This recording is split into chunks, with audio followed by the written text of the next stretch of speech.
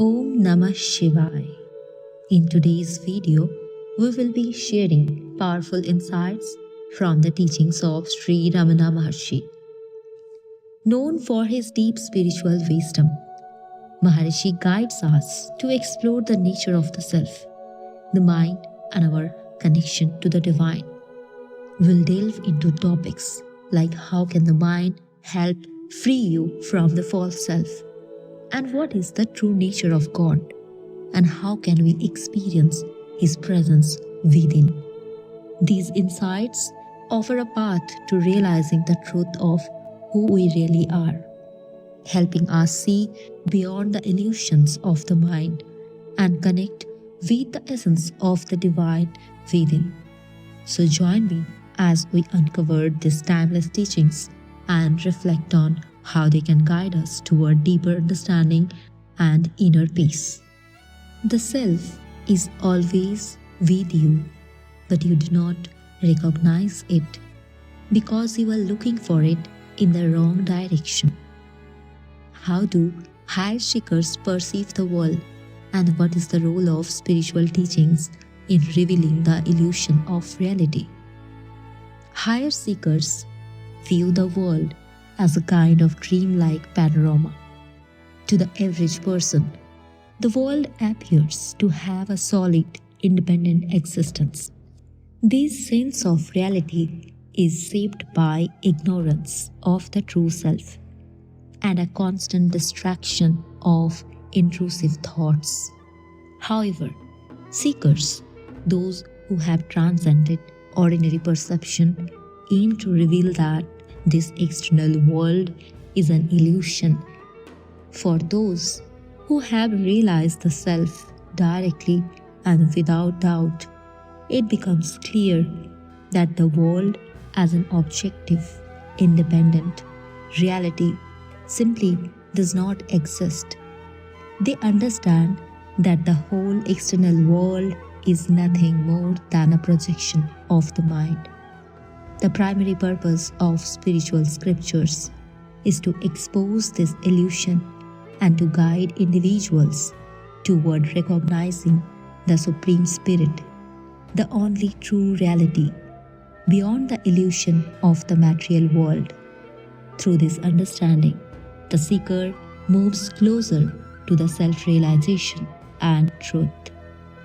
You are not the body, you are the self, the eternal, ever-present consciousness. What is the true nature of the ego and mind? How are they connected to the self in spiritual realization? The mind is essentially the I thought, and the mind and ego are the same. The intellect, will, ego, and individuality are all parts of the same mind, much like a person being described in different ways based on their various activities. The individual is nothing but the ego, which is in turn just the mind.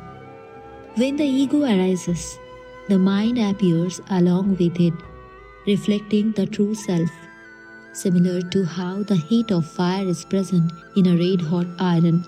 In this example, the fire and the iron are inseparable, just as the individual, the ego, and the true self are. Since the ego is part of the mind and is inseparable from the self, there is no separate entity observing the individual. The ego or mind, functioning with reflected consciousness, serves as the witness of the individual's experience. In essence, the individual and the mind connected with the self are one. How can your mind, through recognizing its true nature, free you from the illusion of the false self? The true self remains unchanged and unaffected, shining in the heart like fire in iron. It is pure consciousness, self-luminous, infinite like space, and without any division. This self manifests universally, present in every individual, and is known as the Supreme Spirit. The heart is simply another term for the Supreme Spirit, as it resides in every heart. The example of the red hot iron helps explain this concept. The individual is represented by the iron, the fiery heat by the witnessing self, and the iron itself symbolizes the ego. The pure fire represents the all pervading and all knowing Supreme Spirit, just as the red hot iron takes on the nature of fire by contact. The mind or ego becomes connected with the nature of consciousness through its contact with the self. Additionally, just as the fire in the red hot iron remains unaffected by external hammer blows that only change the shape of the iron, the self remains untouched by life's challenges, pleasures, or pains. These experiences only affect the ego, while the self remains pure and unchanging. By recognizing this truth, the mind can liberate itself from the false sense of individuality and realize its true nature connected to the Supreme Spirit. How can turning inward and quieting the mind reveal the true nature of God? The mind is like a mirror that reflects the divine.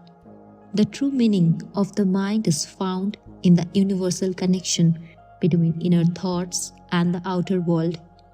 When the mind, in the form of the ego, identifies with the body and turns outward, it becomes distracted. However, when the mind is quieted and turned inward, focusing on the question, "Who am I?" and releasing attachment to the body, a subtle illumination arises.